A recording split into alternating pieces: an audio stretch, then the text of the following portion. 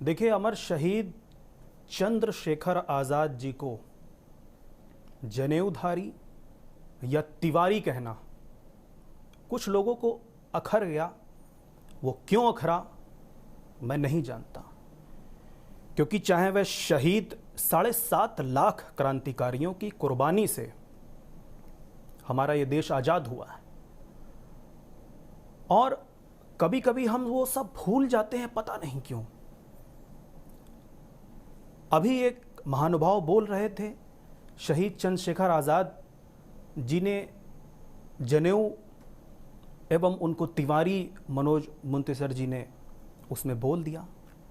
मैं आपको बताना चाहूँगा, यदि शहीद चंद्रशेखर आज़ाद जी को हम वो तिवारी, मैं मानता हूँ कि वो अपने ऊपर उड़ गए थे देशभक्ति के कारण, या जो उन्होंने बीड़ा उठाया था इस देश को आज़ाद करने का, उनमें सभी लोग थे।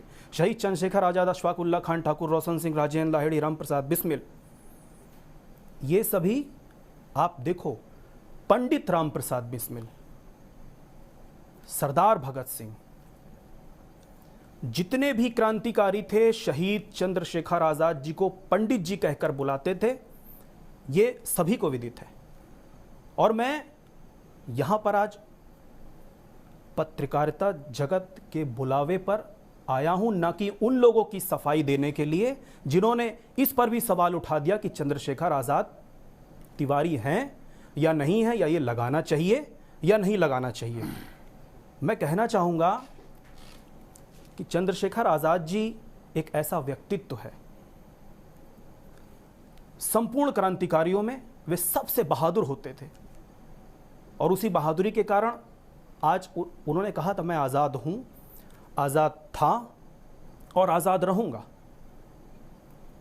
सबसे ज़रूरी बात मैं ये कहना चाहूँगा, कोई इस विषय पर क्या कह रहा है, मैं किसी राजनीति में ना पड़ा हूँ, ना कभी शहीद थे, ना आज़ाद परिवार आज किसी राजनीति का हिस्सा है। मैं ये कहना चाहूँगा कि शहीद चंद्रशेखर आज़ाद जी की जीवनी जब आप कहीं पढ़ाएंगे तो आप क्या पढ़ाएंगे? क्या जीवनी में आप ये नहीं उन्होंने जो संकल्प लिया था कि मैं आज़ाद हूँ, आज़ाद रहूँगा, जैसे मैं स्वयं अमित आज़ाद मेरा नाम है, मैं आज़ाद लिखता हूँ, तिवारी हूँ ना। शहीद चंद्रशेखर आज़ाद जी के बारे में जब जीवनी लिखेंगे, क्या उसमें हम तिवारी नहीं लिखेंगे? क्या हम उसमें नहीं लिखेंगे कि पंडित टीकाराम तिवारी के वो पौत्र थे?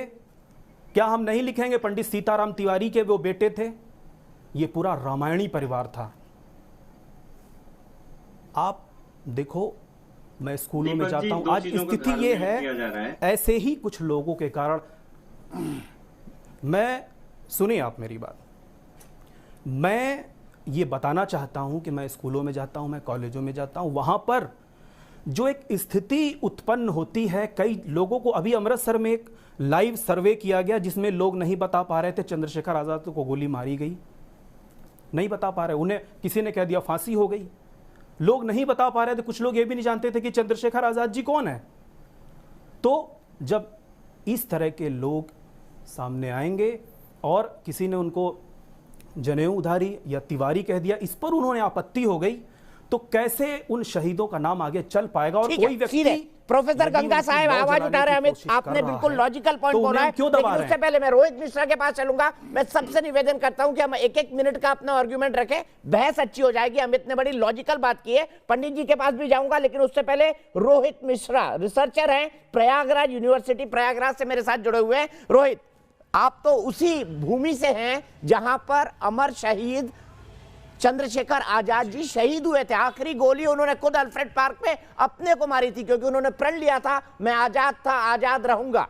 क्या उनको यह संबोधन देना उचित है, अनुचित है? आपको क्या लगता है रोहित? उचित अनुचित ये कवि की भावनाएं थी। मैं केवल दीपक जी इतना कहना चाहूंगा कि वो तारतम्यता बनाना होता है उन्हें, तो ये कह देना कि नहीं उन्होंने तिवारी कह दिया बहुत बड़ा अपराध कर दिया, ऐसा कुछ नहीं हुआ है।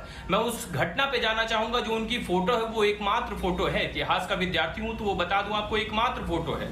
वो अपने मित्र झांसी में रुद्रनारायण सिंह के घर गए थे, और नहा के स्वाभाविक सा गुण होता है मानव का कि वो बाहर निकलता है, अपने बाल सहलाता है, मूंछों पे ताव देता है, वही वो कर रहे थे। वही फोटो है उनकी एकमात्र, वो फोटो रुद्रनारायण सिंह जी ने खींची थी, जिसपे वो बहुत दुखी भी थे। उन्होंने कहा ये क्या कर दिया, अंग्रेजों के पास कुछ नहीं है, तुमने मेरी फोटो खींच ली।